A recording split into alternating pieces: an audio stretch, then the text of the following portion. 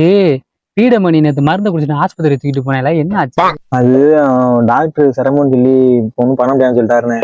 என்ன பண்றது, அவன் தலையெழுத்து. சரி பாப்போனே. அடையாப்பா, அவன் கையெழுத்து தான் சரியில்லைன்னு நினைச்சா தலையெழுத்து இப்படி போச்சு. அவன் துருத்துருன்னு இருப்பான்பா. ரேஷன் கடைக்கெல்லாம் வந்தா மண்ணெண்ணெய் வாங்குறதுக்கு பொம்பளை மாதிரி அவ்வளவு நேரம் நிப்பான்பா.